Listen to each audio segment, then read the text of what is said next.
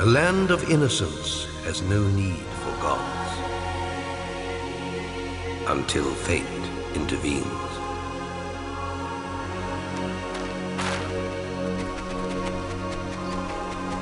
Keep away from the water! Stop!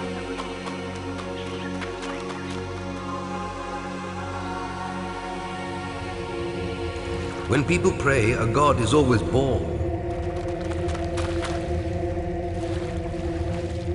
Help! Someone help Help our us! child! We call Please, to the hear heavens! us! Able to change eternity. That god is you.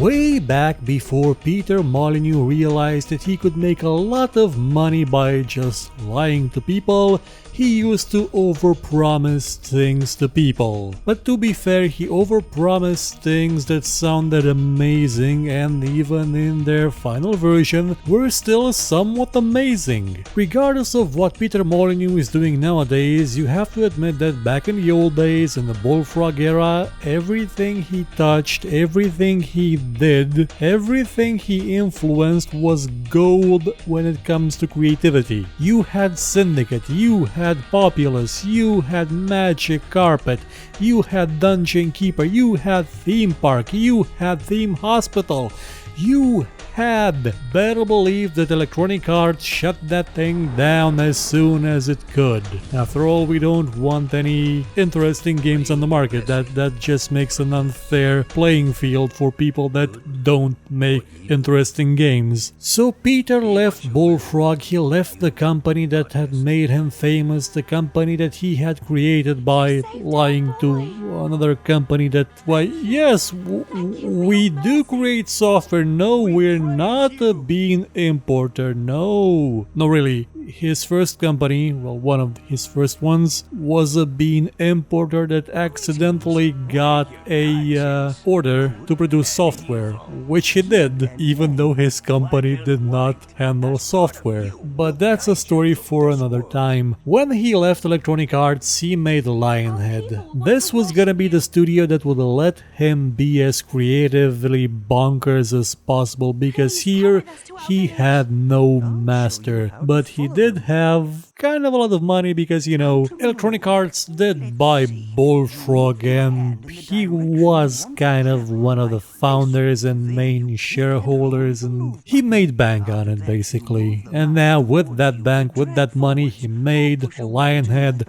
and went a bit insane. In all its existence, Lionhead made just 3 franchises. 3 of them composed, 1 out of just a single title. The movies, well, it did have an expansion. Then there was Fable, the cash cow that never delivered on any sort of promise. It started out disappointing, it continued better. I mean, it had a dog in the second one. The dog was very nice. I liked the dog. The third one, let's not talk about it. And then there was the remake and the Kinect one and the cancelled one, and no one cares. But the first one, the first game they released, the first one they made under the Lionhead name was Black and White. Now again, with this game, Peter Molyneux promised heaven and earth, but he did also hire a bunch of people that were kind of capable of sort of making heaven and earth. Sure, it wasn't perfect, had some bugs, my cow kept forgetting how to cast lightning between saves, but in the end you got a game that I desperately want to see remade with VR support, or at least with motion control support, like proper ones. Now the game did actually have motion control support for something called a P5 wired glove, which was really old, well, not really old, somewhat oldish implementation of motion tracking. It wasn't very good. Few things before the Wii Motion Plus were actually very, very good. And why does this game need to be remade? Well, I've said why in the top 7 with a squeaky voice a while ago, but I'm gonna reiterate it here. This game, this is a God game. A God game that is entirely focused on giving you the experience, the personal experience of being a god. It's all from the point of view of, well, you as a deity. You see just your hand, you don't see your body, you don't see a floating camera. You are in the game world. You are a hand moving about, omniscient, omnipotent. No, not omnipotent, but you can do a lot of stuff with that hand. You can move with it. You can scroll things with it. You can pick up trees. You can throw people into rocks. You can throw rocks into houses, and you can pet your cow. Now, this game differs from other god games like Populous by the sheer simple fact that you're not alone. I mean, as a god, you are not alone. You have a companion. You have an animal. At first, you get to choose just between a cow, an orangutan, and a tiger, but there were quite a lot of other animals. I remember there being a few CDs of PC games that let you unlock several other creatures, such as, was it an echidna? Maybe it was an echidna. There was the sheep, there was the leopard. I believe you could unlock also the lion. It was sort of like DLC but free and not actually downloadable because no one had internet, like proper internet, in 2001. And that creature would learn from you. That creature will grow with you as time went on. That creature will reflect your actions. That creature would be a god unto itself, one that either looks up to you and admires you, or one that fears you, one that maybe even despises you and doesn't obey your commands. It's an extension of yourself. And it's a goddamn gigantic Tamagotchi game as well, but a really goddamn good one, like amazingly good one. The most mileage I ever got from this game, well, apart from playing it a long time, was with just sitting around and watching my cow do stuff. I would take it into a populated area and let it do stuff. I was just curious what my cow would do. Will it eat people? Well, if I previously encouraged it to eat people, yeah, it may eat people. Will it cast lightning bolt everywhere? Well, if it hasn't forgotten how to cast a spell because of that memory bug, and I may have actually taught it to cast lightning bolt on people, then yeah, it will probably do that. Otherwise, it may try to dance with people, may try to impress people, it may actually conjure up food from the ether to feed people. It could be a benevolent cow, one that shines with an otherworldly light, or it could be a downright evil cow with evil horns, a red flame around it, and constantly eating people. Babies as well, constantly eating babies. Now, the point of the game was that you would, in the campaign, travel from island to island, trying to, well, stop a very big and angry god from destroying you, because that's the kind of big angry god he is. And to do that, to stop him, you had to go through smaller gods and their creatures, mainly by removing the essence of what makes them a god, their believers. Now, you had perhaps two options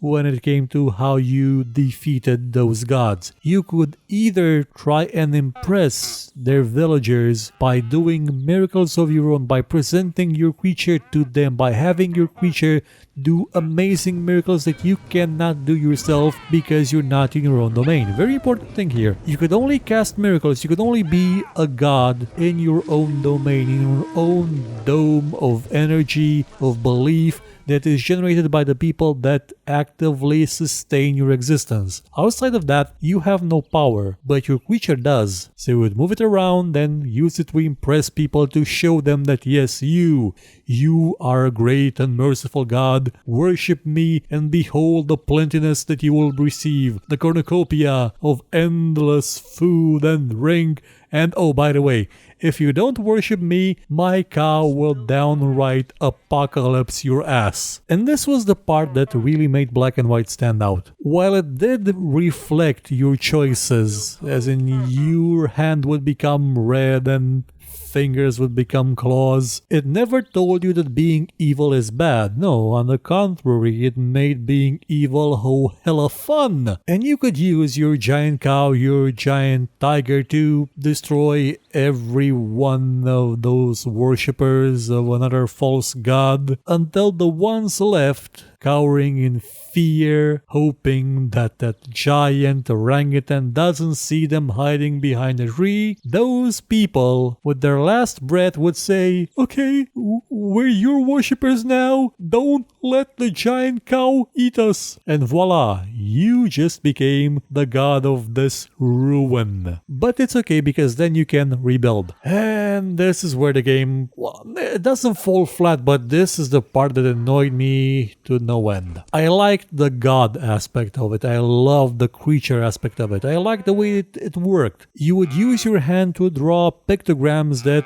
corresponded to spells, to certain actions. They were kind of hard to do, but it was rewarding as hell as an experience. You really had to consider yourself as being in a video game. Well, it did give you a lot of click here, scroll here, things like that in the tutorials, but still the way it's done is very immersive. Things sort of made sense. Things were well put together in a way that the illusion was not compromised when you were drawing symbols to create leashes, when you were summoning flocks of birds to impress the yokels, when you were playing with your cow and when you were petting the cow to encourage it, you accidentally moved the mouse too fast and slapped it in the face and felt horrible for the rest of the week. But the aspect that really got my goat was the villagers. They were incompetent to a level that defies reason. That mostly took me out of the game. For you see, your worshippers are dumb as the night. Either that or they're just so afraid of you, they will not even marry without your approval. Okay,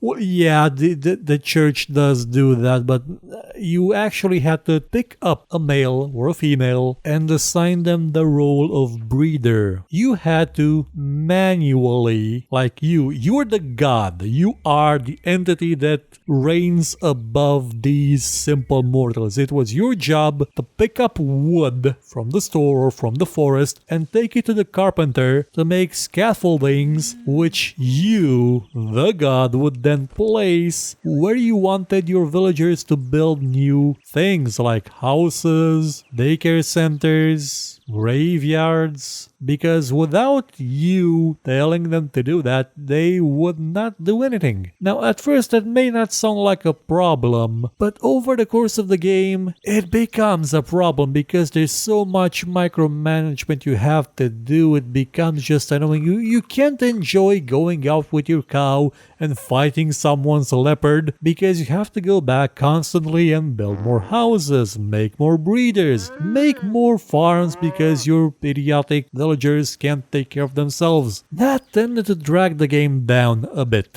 Also, the part in the story where your cow gets kidnapped, that was also kind of sad. When I first played that, I went a bit ballistic when my cow got kidnapped and became completely, absolutely, unrepentantly evil. Like I was hell on earth, I was the Lord of Evil, I was Satan. I would sacrifice babies to increase my power. But when I got the cow back, the cow wasn't evil. Like the cow didn't inherit my evilness while it was frozen and being kidnapped. It was still good. It was still a beacon of hope for humanity, untainted by my evil. That cow made me repent. It saved my soul. Granted, when I played with the tiger, I did just make it eat everyone because it was fun, but that's another story. Black and White is probably not as fondly remembered now as it was back then. I mean, back then it was everywhere. I couldn't buy a copy of PC games without it having at least one article about Black and White. And this was a year or two before it was released. There were previews every month. There were articles, there were walkthroughs, there were news about the game's website.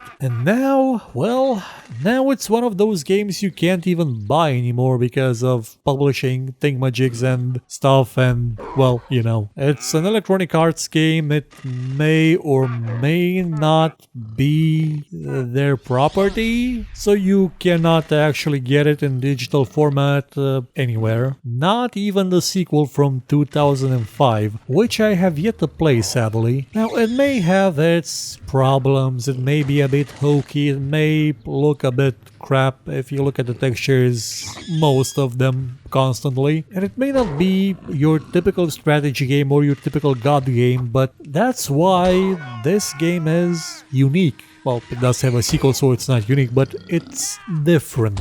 And it's the kind of game that anyone can pick up. Yeah, the tutorials drag on a bit too much over the course of several hours, but they do allow anyone to understand the game. Like anyone. Children can understand it, old people can understand it, everyone can. It also doesn't take itself quite so seriously. I mean, there's a quest where people just start singing their demands and then continue with sheep have many uses when it comes to them wanting to go on a boat ride out of here because, well, New God, people may want to leave. It's got humor for kids, it's got humor for adults, it's got just about something for everyone. It's got some interesting gameplay and micromanagement for the strategy fans. It's got charm to it for people that just want to play with a giant cow, petting a giant cow and making it eat people if you need to, if you want to, because why wouldn't you? That's not something you get to do in most games.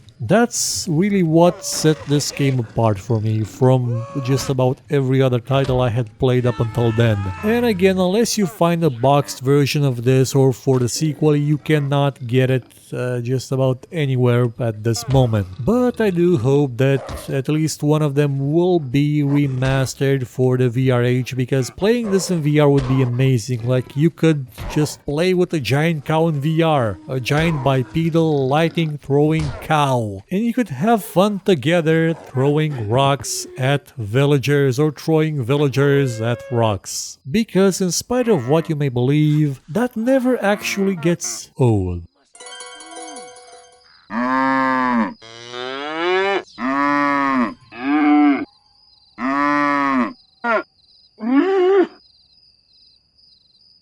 If you enjoyed this show, hit the like button, subscribe, and share it with your friends. Or, if you thought it was horrible, then share it with your enemies and make them suffer. We shall be your weapon of vengeance. But if you liked what you saw, you could, I don't know, maybe donate, because basically YouTube is horrible at revenue, by using the link in the description, or just buy my book. It's a fantasy book about, well, a lot of stuff. I guarantee it won't suck, and if it does suck, you can find me here and complain about it.